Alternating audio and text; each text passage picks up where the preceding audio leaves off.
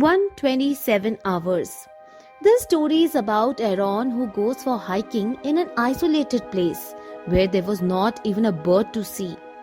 There he meets two girls who also came for hiking in such a place. Actually, these girls had lost their ways. Aron offers help to them and directs them to the right path. Now these three covers the journey together. They arrive to a place where they have to cross a large mountain. Aron tells the girls that he knows a shortcut to cross that large mountain, which will be of great fun too. The girls agrees with him and starts following him. As they begin to move through that mountain, they find the paths very narrow. But still, they all bravely tries to cross through that narrow passage. Suddenly, Aron jumps from that narrow path and girls got scared that Aron has fallen down. Aron calls them from down. Actually, there was water down there which was flowing through the mountains. Aron tells both the girls to jump down. The girls who were in dilemma finally jumps down into the water. As they jump down after falling into the water, they enjoyed a lot. After much rejoicing there, they all three move ahead on their journey. Aron had to move forward for hiking after coming out of that place, and the girls had to reach their house. So as remembrance, they took a selfie before parting because they are not sure to meet again. Then one of the girls tells him that there is a party at a place tomorrow night and invites Aron for the party too. Aron says a goodbye and they all apart from that place. Aron starts proceeding through the mountain area for which he was very excited and he was also rejoicing this hiking. He comes to cross a mountain while hiking those paths were narrow and threatening. But he decides to descend from the two narrow mountains only. He comes across a rock and tries to take the support of that rock. But the rock gets slipped and poor Aron begins to fall down. He tried to take support of the rock but it falls on the right hand while he was rolling down. Now Aron's right hand got stuck under a rock between two narrow mountains path. Well, he did not get injured badly but was not able to take out his hands from that rock. He tried his best to get his hand free but in vain. Soon he realized that his hands will not get free, so he starts shouting out loudly to those girls for help.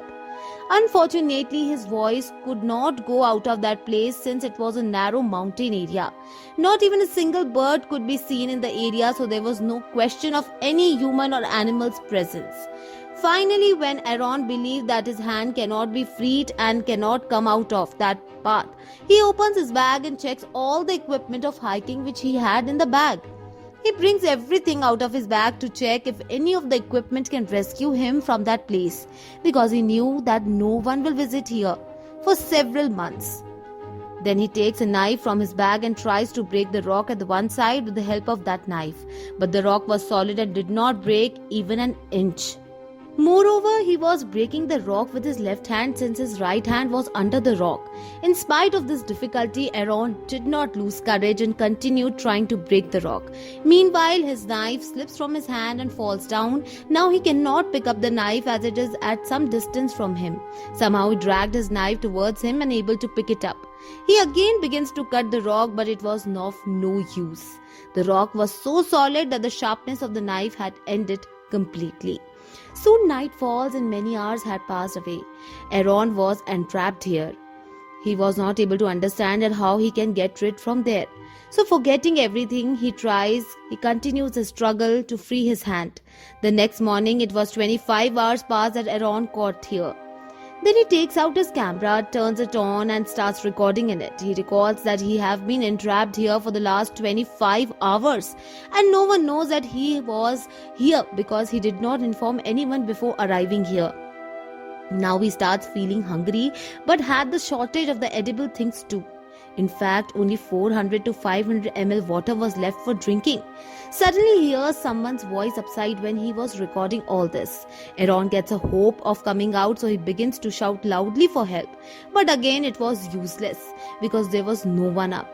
After a few hours, the night again falls. Aron begins to feel hungry, so he starts eating whatever edible things were left with him. Suddenly it gets clicked that he was invited tonight and dinner by those girls. And then he starts imagining about the party and that there will surely be wine, and then starts talking to himself. He also remembers that the day when he was leaving his house on Saturday for hiking, his mother was calling him, but he did not respond to her call as he did not want to tell her mother about his hiking plans. He realizes that her mother might have come to rescue him if he would have informed her. But the truth was that no one knew where he was. On the third day, Aron creates a small wheel with the strings which he tied with the rock with the help of the ropes. Since the rock was fallen on the right hand, he tried to lift that rock with the help of the opposite edge of the rope. But that rock does not move from its place in spite of his hard effort. He struggles to move that rock while trapping that edge of the rope in his feet. But all these efforts also went into the vain. Now he was in much great trouble since 3 days had passed. His drinking water had also ended. He had plenty of spare time, so he started to observe very minute things like birds flying in the sky, some dangerous insects. He even had a thought of eating those insects after killing them.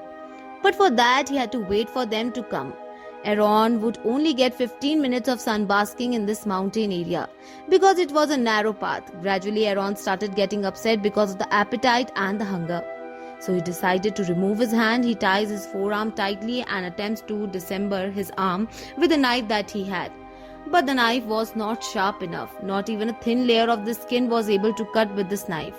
Disappointed again, Aron records this in his camera that never purchase cheap tools as they are useless.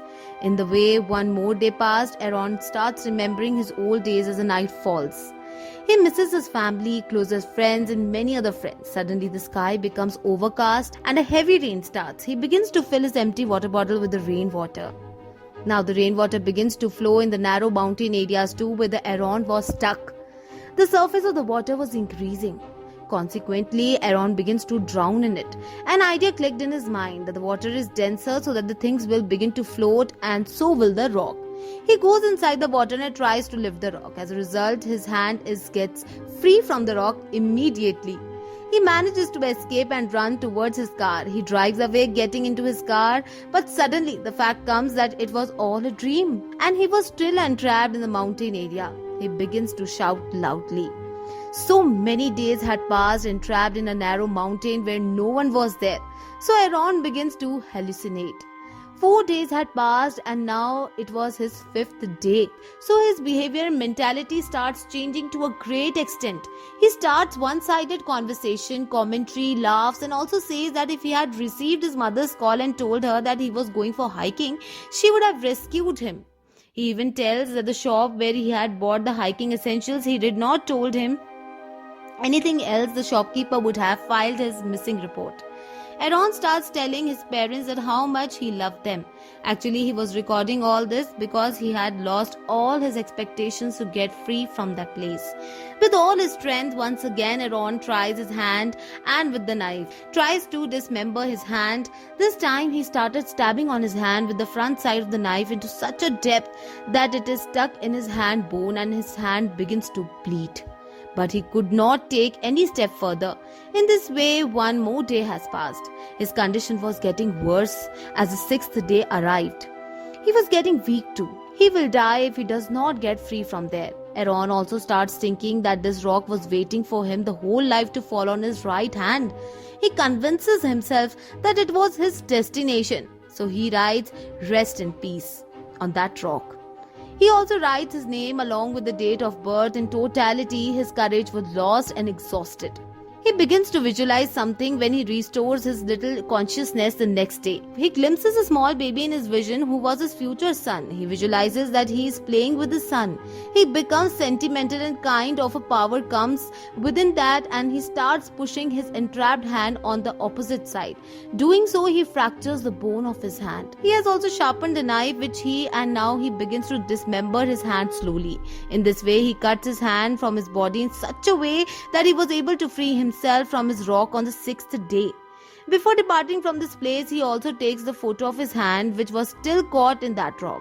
Aron comes out of this mountain area with a great difficulty.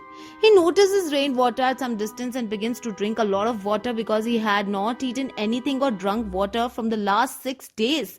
Afterwards, he moves ahead and witnesses the same bird flying in the sky which he used to observe daily from the mountain area. He was also considering himself free like a bird. As he moved, he realized that it was not still so easy to come out of that area because that place was huge and barren.